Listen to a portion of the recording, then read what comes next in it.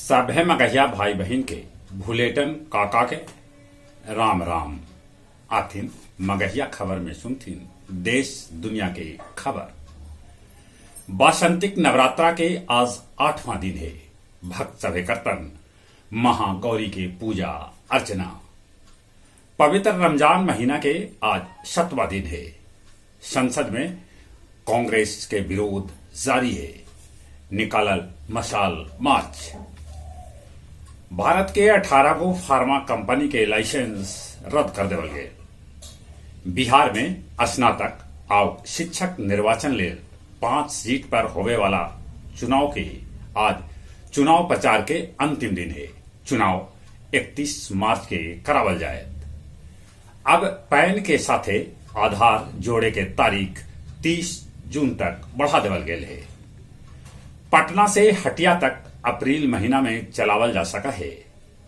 Vande Bharat rail.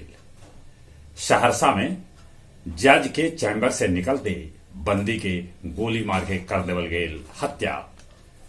Chhattisgarh के कांकेर में बम विस्फोट में 2 गो बीएसएफ जवान के हो गेल मौत। यूट्यूबर मनीष कश्यप के तमिलनाडु ले जाए के कोर्ट देलक आदेश।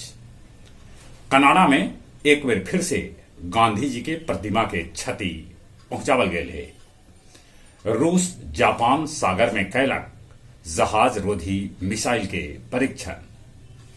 मेक्सिको के प्रवासी केंद्र में आग लग गेल जेकरा में 39 आदमी के हो गेल मौत।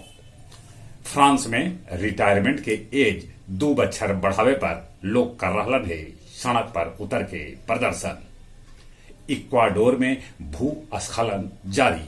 अभियो कितने लोग लापता हत। इजरायल में न्यायिक सुधार बिल पर झुक गेलक सरकार। बिल के आखिरकार रोकल।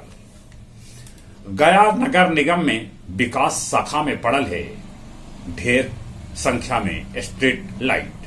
नगर आयुक्त जांच के बाद कह रहा है। 12 चट्टी के फुनगुनिया से पकड़ल गेल डोडा आओ अफीम।